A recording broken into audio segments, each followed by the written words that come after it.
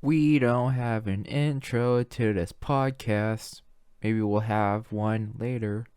And I'm back. Hello, this is the Film Crew podcast. My name is Quan, and it is currently December 12th, 2021. Now, this isn't going to be a very conventional podcast. I want to talk about some issues that were brought about over the past week. Specifically, I want to talk about YouTube and its copyright policies and all the other bullshit YouTube shenanigans that were happening. Shenanigans such as stuff that happened to a YouTube creator named TotallyNotMark. TotallyNotMark is a YouTuber who focuses, from what I've seen, primarily on reviews of Toei Animation's products such as Dragon Ball Z and One Piece. I think he's done other reviews as well and other videos, but the main issue is the Toei Animation's Dragon Ball, what he said primarily Dragon Ball and One Piece. He made a video a couple of days ago, about 4 or 5 days ago, of his what happened to him, and basically what happened was Toei Animations, in a span of less than a day, copyright striked about 150 of his videos, and from what he said, that's an equivalent of about 3 years of work, which is completely shitty since it is almost Christmas, and he also has people he has to pay. His whole company is kind of in shambles right now. Now, understandably, I guess, kind of not really. Toei Animations did copyright strike his videos. That's not what's understandable. What's understandable is that the copyright laws in Japan are, from what I've heard, is different than the copyright laws in the United States. For example, I can make a review on Marvel movies and it would be considered fair use. And that's fine. That's actually that's very appropriate. From what I've heard though, in Japan, their copyright laws are a little bit more harsh in that you can only review a product if it's for educational purposes. Now, what does that mean? I have no idea, but the point is Toei Animations completely striked like 3 years of work. And I'll tell you why that's fucked up.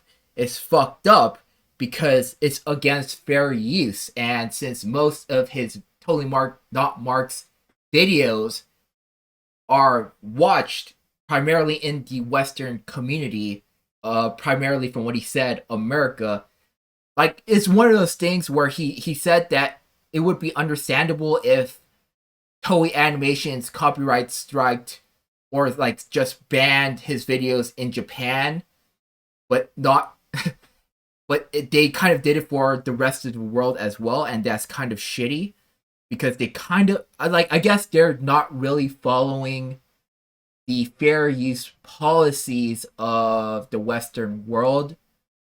So that kind of makes sense. The point is he lost a lot of videos. And that's all I'm really gonna say about Totally Not Mark. He's been getting a lot of support, which is that's very heartwarming to see the community coming together. But yesterday he did make a video saying that he doesn't want to be associated with this situation anymore. He's been getting a lot of anxiety from the situation. He doesn't want to be a part of it anymore, which is completely understandable. So I'm not going to say anything more about this situation, but I do want to kind of talk about copyright strikes in general now. I'm using Totally Not Mark as an example, not making it a main, not making it a main point. The main point is the copyright strikes in general, because here's the thing: it's so fucked up what YouTube's copyright strike guidelines are, because I don't know too much about it. I've never really been copyright strike before, but I get the general premise of the person or entity or company will copyright strike your video if they feel like you've copied their work, and copying the work usually entails something along the lines of literally posting a all like an entire movie into a video. You upload an entire movie without permission from the entity onto YouTube. That's deemed as copyright. They can copyright strike you. However, there's something called fair use. Fair use entails me, let's say, reviewing a movie and then using a movie clip to talk about my point, to help my point come across. Is that English? Point is, I can use a clip if it's transformative, if I'm doing a review, if I'm doing commentary, that's considered fair use.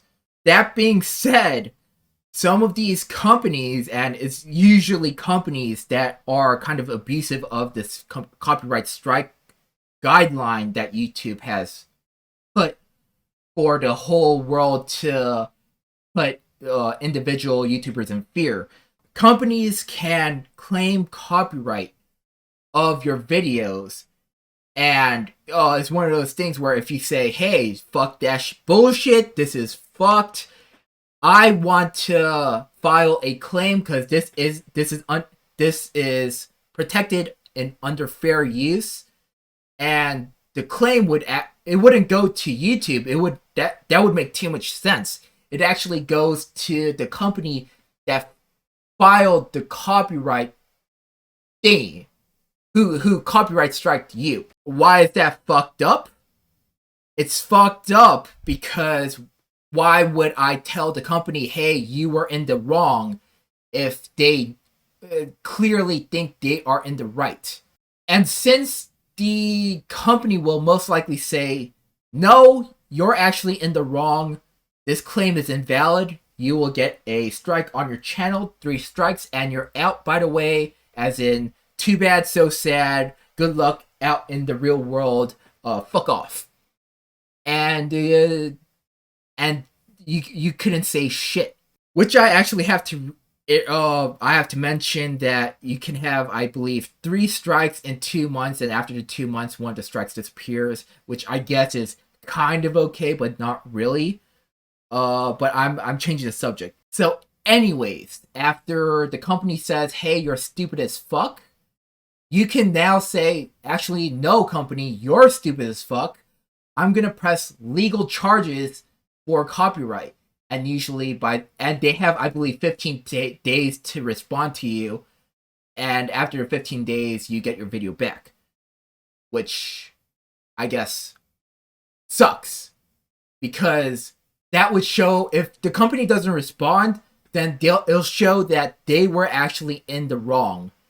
And you're just sitting here like, well, I guess that's cool, you wasted so much of my time. Now, why did I want to talk about this? Here's the thing. It's so sad to see, because Toei Animations didn't just fuck over TotallyNotMark. They fucked over pretty much everyone who's ever talked about Dragon Ball Z and One Piece. And it's sad because this copyright guideline system thing hasn't changed. It's fucked up. Everybody knows that this guideline is fucked up, and YouTube hasn't done shit. And they probably won't do shit in the future. That's what's sad. It's the fact that YouTube cares more about corporations and companies than they do with individual YouTubers. Because so far, from every decision they've made, they've done it for the benefit of corporations. And God, it's sad, because YouTube used to be a place where individuals were protected, but now it's not. I don't know. It makes me kind of fear being a small creator on YouTube, because this is something. If you've ever posted anything on YouTube or want to do with something on YouTube, you gotta like pretty much fear for your livelihood. Especially if you want to make this a job, you're gonna have to fear for your livelihood. And this isn't like very. Think about if this happened with a regular like business, this kind of fuck over system.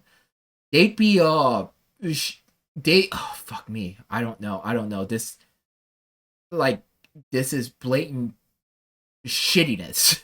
But anyways, fucking changing the subject to a little bit more light. Well, Jesus Christ, it's not even light, but it's goofy. I want to talk about Santa Inc., the new HBO Max Christmas show that Seth Rogan is a clear part of. It's written, or it was from the creators of Sausage Party, which is funny because I watched Sausage Party. I didn't remember Sausage Party until now when I watched the trailer and they talked about Sausage Party. It's all I remember from that movie was the sex orgy food thing that makes me want to vomit. Point is it's one of those things where it's not funny. Anyways, Santa Inc. What do I think about the trailer? Well, in my opinion, it sucked. A long time ago, we talked about some comedy movies, and I mentioned that comedy is subjective, and it's one of those things where just because I don't like the comedy doesn't mean another person doesn't like the comedy. I don't like Sausage Party. That doesn't mean Sausage Party isn't funny, because there were people who laughed at that movie because they were 5. They weren't 5 because it was rated R, but they had the mindset of a 5-year-old. I'm not shitting on them. If that's what they like, that's what they like. Therefore, Sausage Party is in its own right funny. Santa Inc., however, based on what I've seen, nobody liked the trailer, so I'm glad I'm not the only one. It has a 1.2 rating on IMDb with 12.2k reviews. Also, the YouTube trailer has close to 1 million views and 4k likes. I only mentioned the 4k likes because YouTube took away the dislike button number, so I'm not able to see what the dislike button or how many dislikes that trailer got. They also took down the comment. They disabled the comments, so that's also a thing that's there. The good news is a lot of people reviewed the trailer, and it's come to my attention that nobody really likes the trailer. And I mentioned I don't want to talk about anyone who created it because I feel like I'm shitting on them so hard, but I feel like this person kind of got what's coming to them. I wanted to talk about another creator of the Sausage Party, Seth Rogan, and his response on Twitter. I don't have the exact quote with me, but it's something along the lines of, hey, all these thousands of white supremacists shitting on this trailer. You can see in the comments below that I'm right. Yes, sure thing, Seth Rogen. I'm a white apparently I'm a white supremacist because I didn't like the show either, or the trailer. This is a very bad take in my opinion. I'll tell you why. I don't know what the comments are like because it's been disabled, but some of the comments from what other people have said includes stuff like, hey, this isn't funny, or this is cultural appropriation. Keyword cultural appropriation. Because here's the thing, I'm not very mentally inclined with woke culture. I'm not really a part of that community. I'm not saying it's bad. I'm just not a part of it. I'm not a political person. But from what I've gathered about the term cultural appropriation, it's not really a term that white supremacists tend to use. Terms I've seen white supremacists really use are something along the lines of Hollywood libtards. That's something I've heard white supremacists say. I've never once heard a white supremacist say cultural appropriation. So either all the woke culture people are white supremacists, or you're kind of full of shit. And I will have to give the benefit of the doubt to Santa Inc. because from what I've seen, the entire spectrum of the internet has come together to shit on this trailer and this show. And it's one of those things, it does have 4K likes. So if those 4K people like the show, then that's all right with me. The point is, I'm not going to watch the show based on the trailer. It's not something I would watch based on the thing that Seth Rogan said on Twitter. I'm going to kind of shit on him. Seth Rogan's response to the criticisms of this show is what I define as a bad take. But speaking of bad takes, Seth Rogan did have another one. A YouTuber named Casey Neistat, about a week ago, had his car broken into, and it was a really fucked up situation because the person who's broke into his car stole a bunch of his daughter's birthday decorations, and that's like a shitty thing on its own. And he made a twit longer. No, it's not a twit longer. What am I saying? He posted on Twitter saying, "Hey, this shit happened. LA's a shitty place to live in. All this stuff. Thank you to the West LA Police Department for helping out." Seth Rogan's response was, "Dude, this shit is fucked up, but you can't say that LA is a shitty place to live in." And here's the thing, Seth Rogan. It might not be a shitty place to live in for a rich actor or actress like you, but to the common folk of the rest of LA, I think it's one of those things where everyone can agree that LA is not a good place to live in. I hate LA. Most of the people I know hate LA. Actually, Seth Rogan's take on LA might be the first time I've ever heard anyone from LA say they don't hate LA. Casey Neistat and Seth Rogan did a back and forth on Twitter. Seth Rogan saying, "Hey, I've lived here for 20 years. You're crazy, man. It's called living in a big city." Casey Neistat saying, "I can still be mad though. This is I feel so violated." I'm reading this on Twitter. Seth Rogan then responding, "You can be mad, but I guess I don't personally view my car as an extension of myself, and I've never felt violated any of the 15 or so times my car was broken into. Once a guy accidentally left a cool knife in my car, so if it keeps happening, you might get a little treat." That's the big thing I wanted to talk about. How out of touch can you really be? First of all, you don't personally view your car as an extension of yourself, and you've never felt violated any of the 15. Here's the big thing. 15 or so times my car was broken into. So he had his car broken into 15 times, and he's completely okay with it. This tweet is just so out of touch because I would feel fucking violated as shit. He also got a cool knife, and he didn't decide to take it to the police. Isn't that something that's called evidence? You could find out who broke into your car. Instead, you decided that it was going to be a little treat. I don't know. This is just such a bad take. Especially his thing about don't leave anything valuable in your car. It's called living in a big city. That's kind of fucked up. Jesus Christ. This is your friendly Rant Alert saying, "Hey, Rant Alert." Okay, that was it. And I don't know. Is it because I'm not rich? Is that what it is? I think LA's a shithole. Is it because I'm not rich? Would I like living in LA if I were rich? Is that what it is?